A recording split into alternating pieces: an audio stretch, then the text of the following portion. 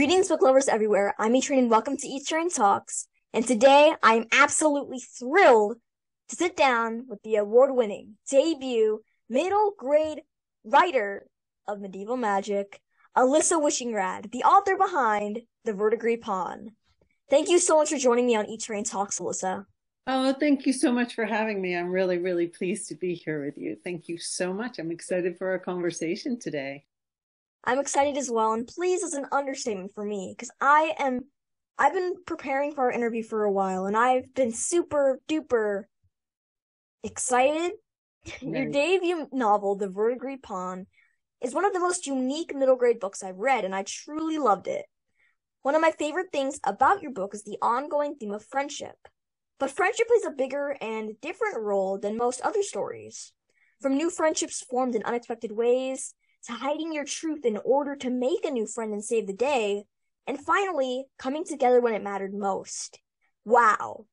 Why did you make friendship such a key part of the Verdigris Pawn? That's such a beautiful way to put it, E-Train. Am I breaking up or am I okay now? You're okay. Um, it's such a beautiful way to put it. I think more than family, and our families really form who we are, but I think that it's really in our friendships, the ones that work and the ones that don't work, that we learn the most about ourselves. We can try out being different people in our friendships. We can explore who we want to be in our friendships. I think it's really important and really fertile ground for growth uh, in these middle grade years, but also as we age and grow up and grow into full formed adults. I think that friendships and relationships with others is it's fertile ground for growth. Definitely. And as a middle grader, I can certainly agree that friendships are really ever changing and super confusing because it's like this is the time, like it's kind of like a transition from elementary school and middle school, and like you're finding your true friends, you're finding new friends, and you're also learning about yourself as a friend and as a person. Mhm. So I think that you perfectly portrayed friendships in The Verdigris Pawn, and your protagonist Bo and all your characters, in fact, are so relatable to kids and adults alike in today's world. Yet your book is set hundreds of years ago. How did you manage to add such relatable characters despite the timeline your book takes place in? Uh, have you ever heard the expression, the more things change, the more they stay the same? I think that that is really what this is. When I was a kid, I used to think people back then, people in history must have been so different than we are today.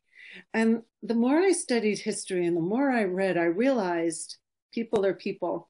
And even though what we do, what we wear, what we think, how we think changes and evolves through the years, um, we are fundamentally the way that we interact with each other, what we need from each other, how we butt up against each other, that doesn't change. That's elemental, right? That's fundamental to who we are as humans. So I think that by placing it in setting it in a time that feels to the modern or the contemporary person is a little more brutal, right? A Mhm. pre-industrial time period. It feels harder, right? Like Yeah. life was harder. There was no electricity. There were no cars. We didn't have phones. We couldn't Zoom. Um, that it breaks society down to its more basic level. Does that make sense? It It's does make easier sense. to look at, right? I think that the brutalities that exist in the land in this book, they exist today in every corner of the globe, I think. But sometimes by taking many steps back, it makes it easier for us to be able to look around our own world and compare it to a time that's very distant and a world and a way of life that's very different from our way of life. Yeah, that is very profound, and you're so right about it because the saying "history repeats itself" is so true.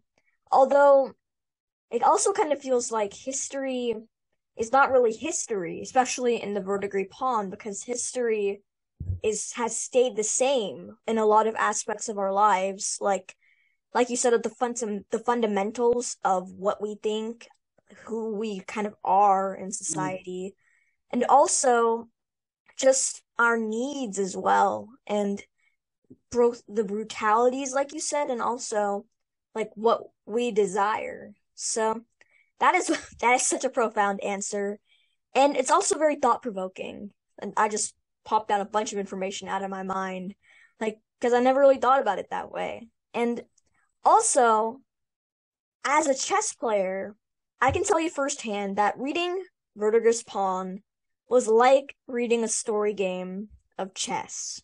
It was thrilling, strategic, and extremely captivating as well.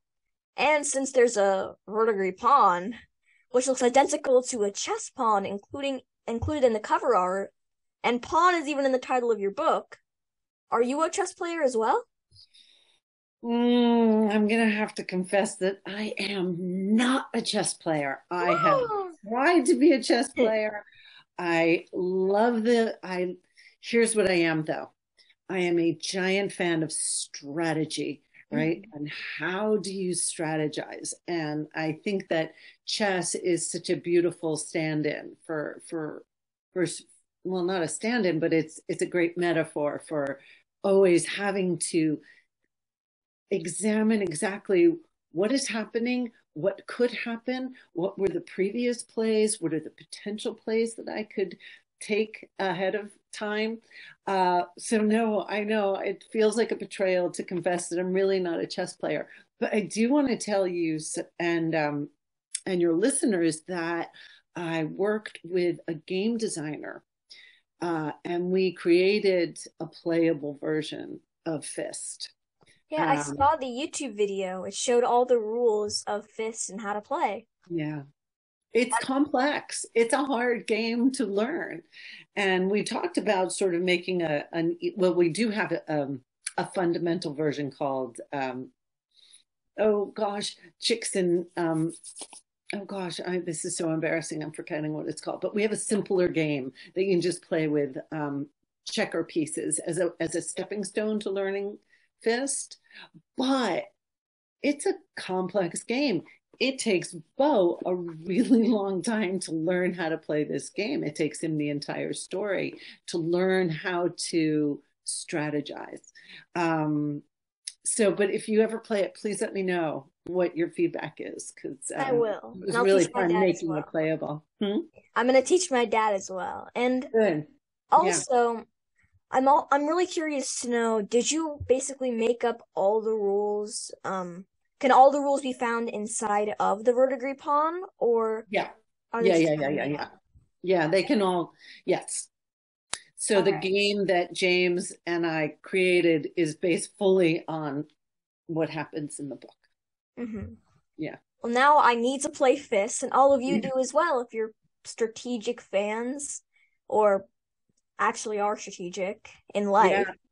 And Uh, and all you need is a chessboard and a set of checkers to play. I have both of those, so I'm super excited to try it out. And a little birdie told me, thanks, birdie, that you've signed another book deal for a new novel titled Between Monsters and Marvels, coming winter of 2023. And I'm so excited to read it. Can you share a little bit about your newest book? I can. It's actually going to be fall of 23 now. Oh. That's what happens in publishing. You say one thing and then it doesn't matter. I think it's going to be fall of 23. Yeah, Between Monsters and Marvels is also takes place in a kind of quasi-historical time period, but this is 1910. This is Mm. the turn of the century when the Industrial Revolution is going on, and people's lives are changing daily. There's electric lights now, and there are automobiles competing with carriages on the same roadways.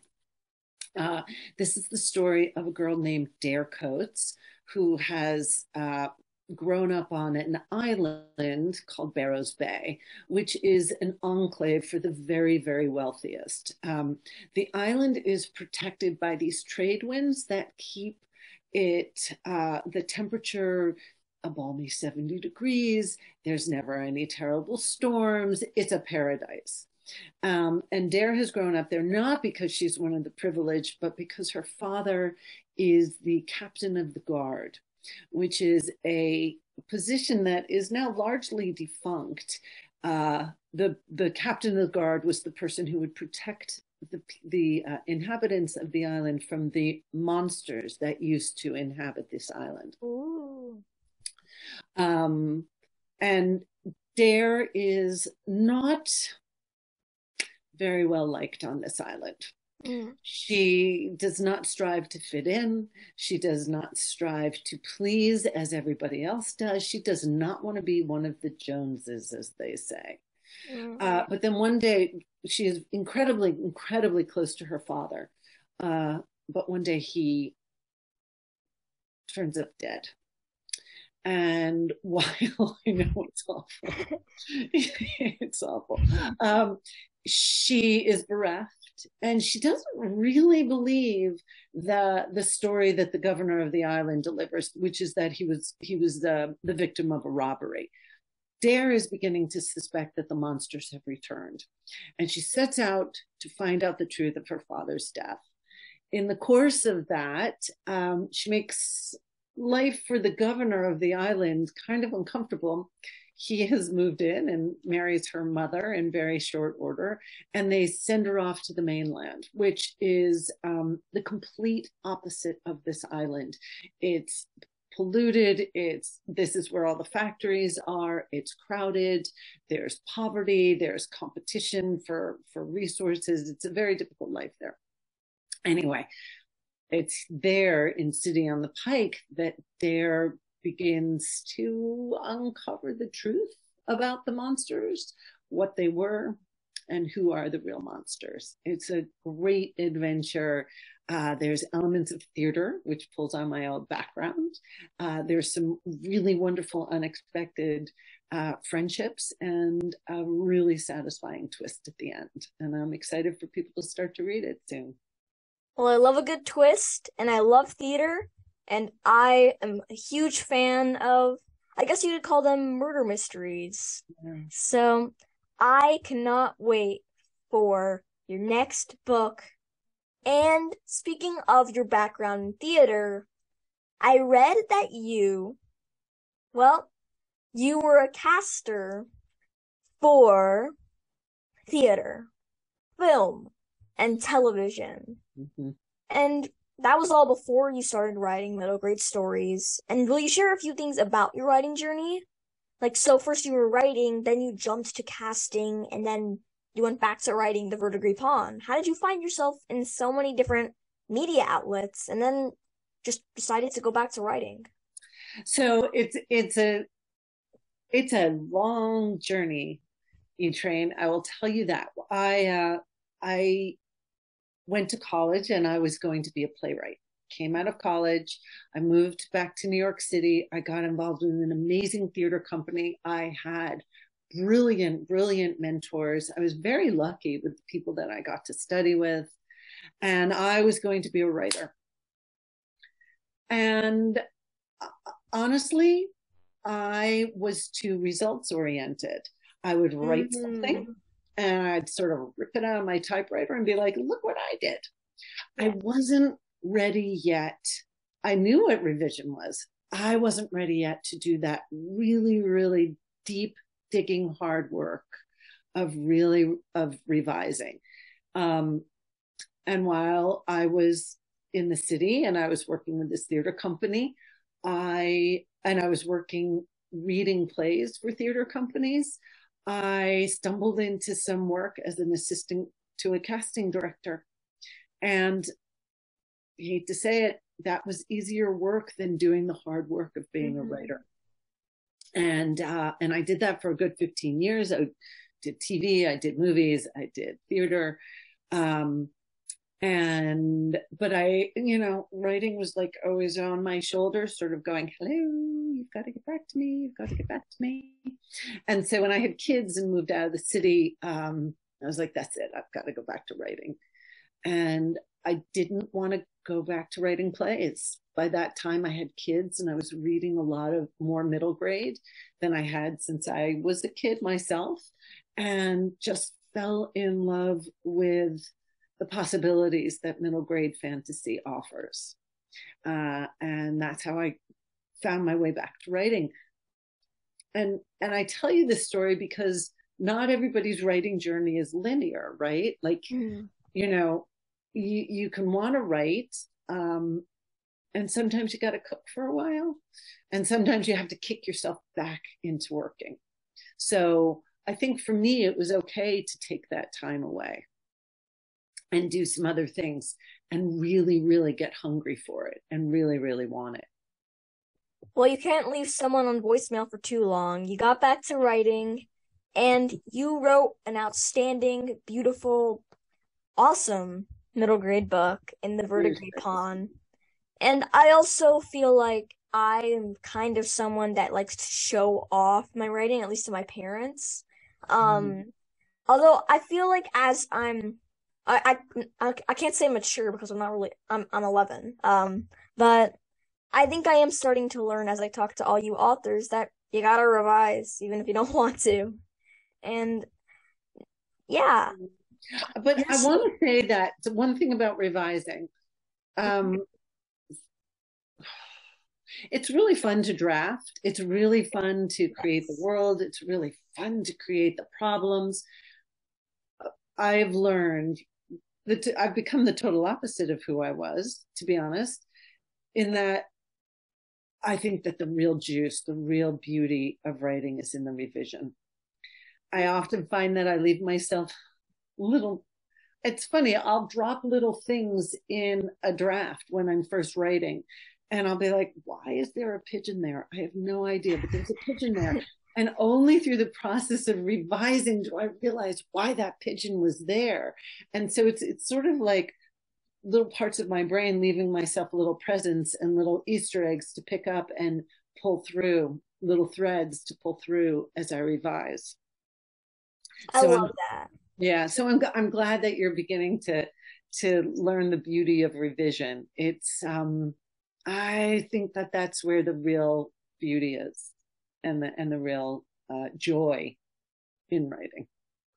And speaking of writing and writing tips, we've got to talk about detail. I said it in the beginning, you added so much detail to your writing, and that's a subject we talk about all the time in English class. And you certainly knocked that key aspect of all middle grade stories with Pawn out of the park. Your writing is just so detailed and also really captivating. I found myself traveling along with Bo in all his adventures, and being able to capture your readers and draw them into a story is such an amazing skill, and it's something that only the most talented of writers can do.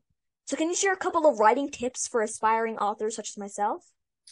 Oh, absolutely. I think one of the real keys is to dive into the world with all of your senses. What does it smell like? What does it sound like? What does it taste like? What does the food taste like? To me, obviously, the world, a medieval time period, is going to smell so different than the world that I walk out into. It's going to sound different than the world that I live in. And I'm constantly trying to really put all of my senses into the world in which I'm creating. And I think that when we can draw our readers in so that they can hear it, smell it, taste it, feel it, that really allows a reader to feel like that they are right there with that main character. So think about the sensory, right? I think that's an important piece of writing advice.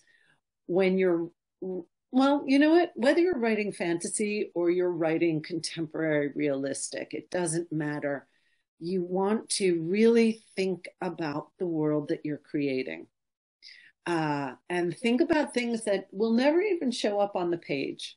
You could uh, think about, what do people eat? Where does the food come from? What's the currency of exchange? What's the history of that currency? Who's the president? Even if you don't, that never even plays into the story. You want to know your world in its totality, even though 97% of all of that is not going to wind up on the page per se, but it's going to inform your characters and who they are and how they see the world and what they believe and what they want and what they're willing to do to get it.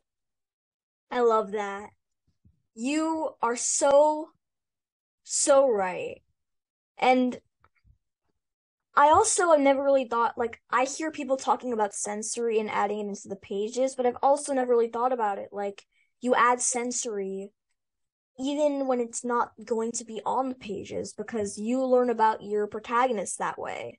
That really makes a lot of sense. I need to start writing like that. And all you Mm-hmm. aspiring authors out there, I think you should do that as well. I gotta get on that after this interview. And speaking of, writing tips and all that, your book has multiple points of view, which is a writing style I love. When there are multiple points of view, you get to hear about all these different story parts from the eyes of so many different people. Like one character, it's so much like life. One person might see this event like this from this angle, like someone did something bad. The other person might be doing that bad thing because they need to do that. And multiple points of view add so much depth to the book. And I'm just curious to know, how do you tackle multiple points of view yet still manage to keep the story in the right timeline and just on track in general? Yeah, that was a challenge, I have to tell you, because we're following. So, for anybody who hasn't read it, there's a rhythm to the POV switch. We Mm-hmm. spend two chapters with Bo and one with Cressy, two with Bo, one with Cressy, until the end of the book when they merge and they come together, and then we remain only in Bo's point of view.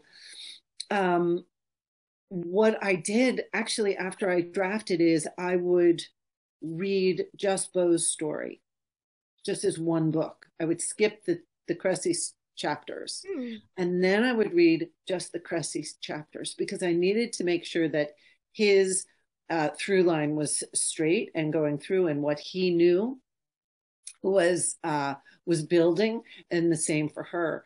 And then I had to make sure that uh, when they both learned, they would learn facts at different times from each other, right? Like Bo would know something, and then two chapters later, Cressy would learn it. You don't want to retread the same information over and over again for the reader, right? Because the reader already knows it. So I had to. That was a really great challenge. Is how do we make sure that okay, Cressy has now learned this, and we can pull it through without stomping over the Yeah. same ground again. So it was a really fun challenge for me. Actually, I will tell you, when I first wrote the book, I'm going to tell you two things. When I sold this book, there were 3 points of view. Really? Yeah, and Fledge was one of the points of view. And Fledge, who's an adult character in this book, was a little bit different than who he is in this draft. Um, The other thing I will tell you about this book is after I sold it and I met with my editor and we discussed what we needed to do, I took the book as it existed and I like to say I wadded it up into like a giant 365-page ball of paper, and I tossed it over my shoulder and I started again from scratch and told the book and wrote the book fresh, new, with just two POVs. The character of Fledge and some other characters changed. The arc of the story, what happened, Bo's journey, never changed, but how the story rolled out did change. So don't ever be afraid of revision, I like to say. That seems like such a daunting task, throwing 365 pages into the trash can, like, okay, that's kind of useless. And now just Well, start. yeah, but it's not useless, right? Yeah. Because I learned so much about the world, and I had done it once. There's a lot of writers who write like this all the time. I believe Kate DiCamillo writes this way all the time. She Really? writes a book, she throws it out, she never looks at it again, and she rewrites it. You're right that it's not entirely useless because what you learn about the characters and the journey from that, it still helps you along the way. And Oh, it's valuable, yeah. I still can't believe that people throw their entire book in away. But maybe one day that'll happen to me, and I feel like, I mean, there's no such thing as being ready for that, but I'll be as ready as I can ever be. And You speaking, let me know if that happens, and I'll give you the encouragement that you need. I think that we tend to get really married to our words, and we yeah, think, oh, this is such a beautiful passage, or this chapter is so perfect, and it is, and it was. But if it's not serving the story the way the story needs to be served, then thanks, yeah. and let's do it again. Now, I'm really excited to say it's time for the final question. The question I ask everyone I interview, not just in October. If you could be or meet any literary character, fictional or real, who would it be and why? Character or writer? Can we say It writer? could be either. Okay. Well, here, so I'll give you two answers. I would love to meet E.B. White. I love his books to this day. I cannot even say the title Charlotte's Web without wanting to cry. Me too. Um, I know Stuart Little is a little weird, but I have such great memories of Stuart Little as a kid. The Trumpet of the Swan. His love for the world, his love for nature, his love for humanity is just so beautiful. But I do know that he was a very shy person as well. There are stories he wrote for a magazine called The New Yorker, and supposedly he would like climb onto the fire escape out of his office to avoid having to talk to people. He was very shy. He was a very truly introverted writer. So I'm sure Mr. White would not want to meet me. So then I would want to meet Charlotte. I'd want to Hmm. meet Charlotte. Everyone would want to. Charlotte is the best. She really is. She really, really is. She's beautiful. So So those are two awesome answers. And what a way to end one of my favorite interviews I've had. Thank you so much, Alyssa, for joining me today. And everyone, my guest today has been the super talented, as you can tell, and wonderful Alysa Wishingrad. I mean, when you like revising your book, you know that you're an amazing author. And Alyssa is the debut author of the thrilling, magical, and uniting and instant classic, as I've heard so many people say, and I agree, middle grade read, The Verdigris Pawn. I'm so glad you were able to sit down and talk about your writing journey with me and our listeners. thank you so, so much for having me, E-Train. This was an absolute pleasure. And thank you for all you're doing for the middle grade readers and promoting literacy and sharing books with people. And it's just wonderful to see your activity in the community. It's wonderful. Thank you. And you yourself as well. Also, happy belated birthday, because I saw that you hosted a giveaway for your birthday of the Verdigris Pawn, and it got an amazing response, as it should. And it's just been so fun listening to your answers and learning more about the storyteller behind Pawn. And I cannot wait until your newest novel, Between Monsters and Marvels, which comes out next year. And I'd love to have you come back and talk about your next thrilling book. But until then, you can all follow Alyssa's writing journey, and I can as well, on social media, as well as her website, alysawishingrad.com. Links are in the description. And thanks again, Alyssa. Your answers to my questions were insightful, interesting, and it's just been a huge pleasure talking with you. And sadly, all amazing, beautiful, awesome, super cool things must come to an end. But thank you so much for the time you spent with me today on E-Train Talks, and I absolutely love getting to talk with such incredible middle grade storytellers. And until next time, everyone, keep reading, stay safe, and I'll see you in the next one. Bye. Bye.